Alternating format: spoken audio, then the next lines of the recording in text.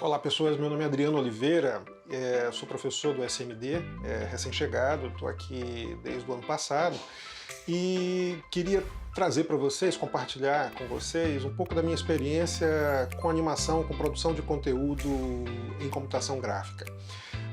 Especificamente eu queria falar com vocês sobre a emergência de uma nova tendência, que é o que a gente chama de render em tempo real. A utilização de tecnologias derivadas da produção de games para a produção de conteúdos offline. A história do render, para quem já trabalhou com animação, ela sempre foi um fator de custo muito alto para as produções. Os renders são geralmente muito custosos em termos de máquina e em termos de tempo. Você precisa de computadores muito potentes, às vezes muito mais do que um. Uma produção como a Pixar, para fazer um quadro, ela emprega centenas de computadores, senão não seria possível sair na qualidade do que a gente vê no cinema. E caseiramente, para a gente fazer um render de qualidade, com uma qualidade compatível com televisões atuais, com o que a gente chama de uma qualidade cinematográfica também, normalmente você pode renderizar um quadro de animação, e a gente precisa de 24 quadros por segundo no mínimo. Renderizar um quadro de animação pode demorar, utilizando um render tradicional, 5, 20 minutos, até mais de 1 hora, a depender do que você esteja fazendo, né? E do tipo de elementos visuais que estejam compondo a imagem.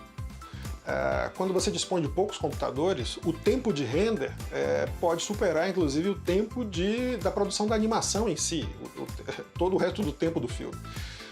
Eu trago para vocês a experiência de um TCC que eu orientei na minha antiga universidade, a Universidade Federal do Recôncavo da Bahia, o curta Mãe d'Água, do Lamonier Ângelo. Esse é um curta feito em Blender, renderizado em Cycles, e na UFRB a gente teve que mobilizar vários laboratórios com Max para renderizar, para viabilizar o render dessa animação. O Lamonier precisou dormir na universidade durante um mês praticamente, manuseando cerca de 50 computadores para conseguir viabilizar a produção desse curta a tempo de defender seu TCC. O resultado é bastante interessante, eu recomendo que vocês assistam, vou deixar o link. Mas boa parte das limitações, por exemplo, algumas falhas que a gente sabia, que o Lamonier percebia que estava acontecendo, não era viável corrigir, porque você não tinha mais tempo de refazer o plano depois que o render estava feito e tal. Depois dessa experiência, eu passei a prestar muita atenção na emergência de soluções, novas tecnologias e atalhos para aumentar a rapidez e diminuir a demanda de máquinas para a gente produzir animações. Senão seria praticamente inviável trabalhar em situações de baixo custo, em situações de produção universitárias com animações, né? Com render em 3D. Em 2015 surgiu uma coisa extremamente interessante para mim, que foi o lançamento do Unreal Engine 4. Ele foi tornado gratuito.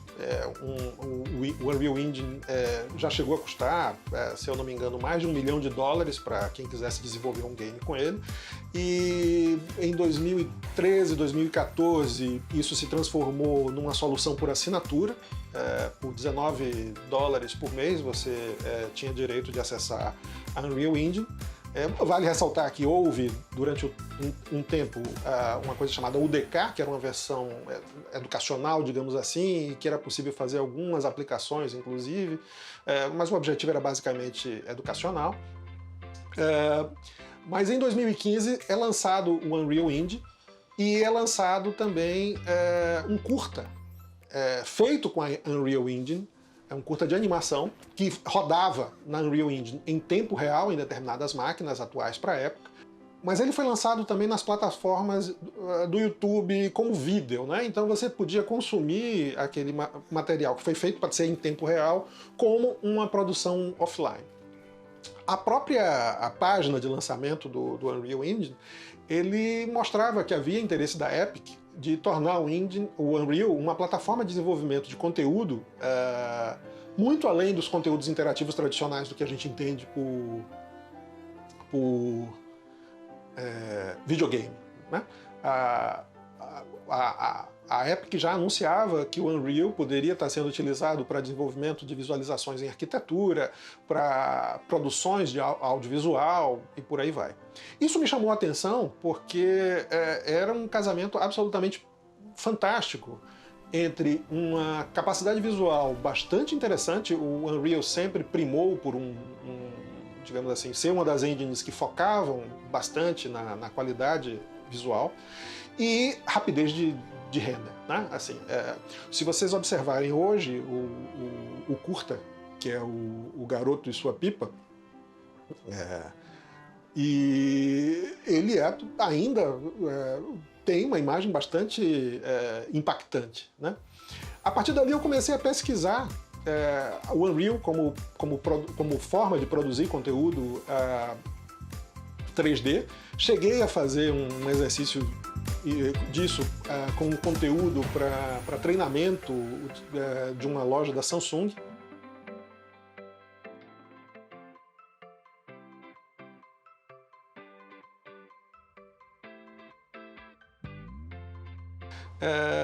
Mas a minha principal experiência com isso foi no curta Corações Encoraçados, de Jamile Coelho.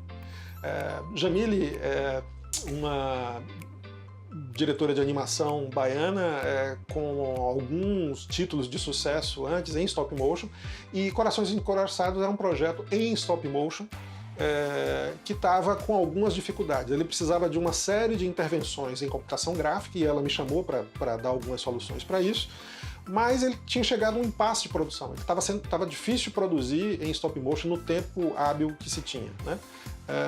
Numa certa maluquice nossa, a gente inventou e criou a situação de que vamos transformar então Corações Encoraçados num 3D e vamos renderizar no Unreal. Todo o receio de Jamile, disse, primeiro, eu não gosto do look do 3D, o 3D é muito artificial, e a gente fez toda uma pesquisa de textura, de objetos, eu queria preservar de alguma forma o look do stop motion. Essa parte para mim era tranquilo, eu digo, olha, eu acho que isso é possível chegar a isso, o Unreal permite isso. Eu acho que a gente não pode confundir 3D mal feito com as possibilidades do 3D.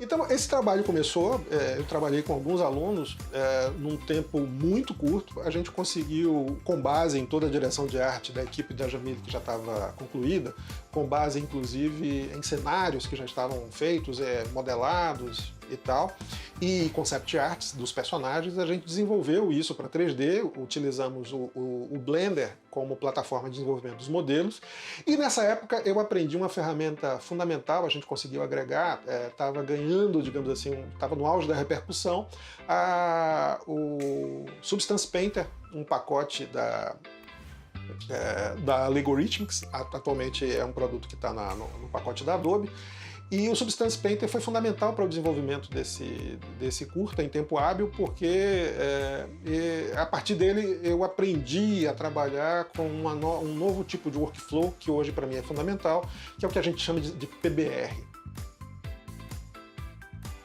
O PBR é um workflow de produção para 3D desenvolvido na Disney anos antes, e que basicamente hoje tomou conta, unificou o cenário da produção de texturas e shaders para a computação gráfica. Associando a tecnologia PBR ao Substance Painter, a gente conseguiu produzir e a gente conseguia, digamos assim, integrar a produção do Blender com o Unreal e trabalhar inclusive com fotografias das texturas que já estavam produzidas, e a gente conseguiu esse look interessante.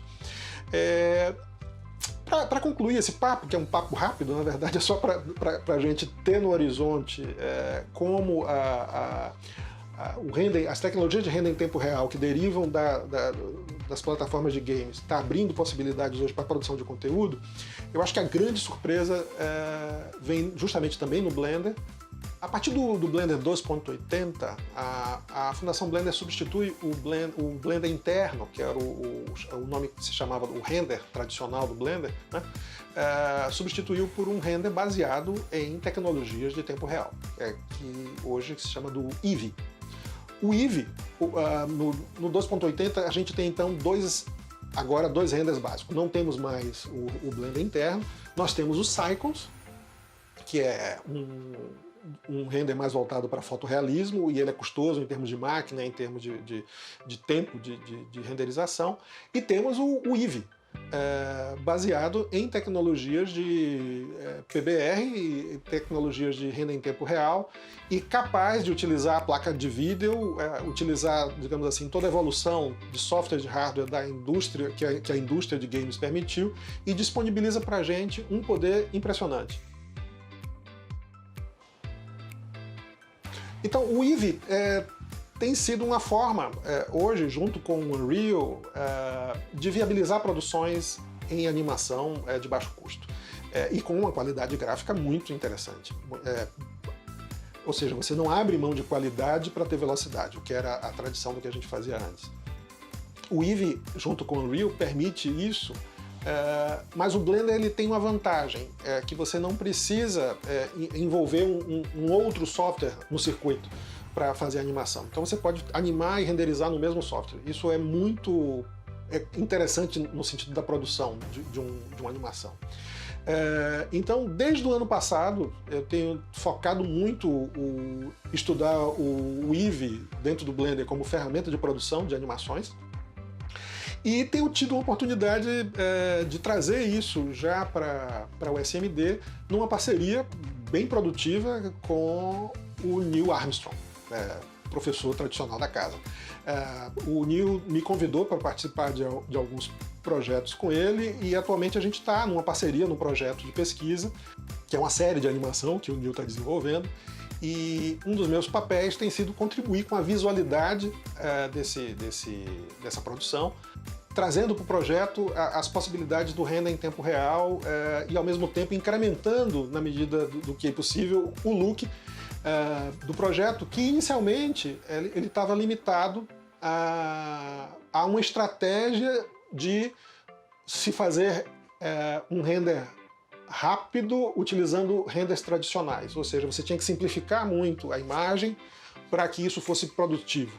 Na hora que entra a ferramenta dentro do Blender como o Eevee, isso já não é mais necessário, porque você pode ter uma sofisticação visual e você vai ter um render em tempo real. Então era isso que eu queria trazer para vocês, um flashzinho rápido de minha trajetória e daquilo que tem sido o meu foco de pesquisa ultimamente, que é a utilização das tecnologias de computação gráfica em tempo real, derivada da computação gráfica interativa, os videogames, mas utilizando isso para a produção de conteúdo offline. Eu acredito que esse é um caminho extremamente poderoso para o que vai acontecer nos próximos anos.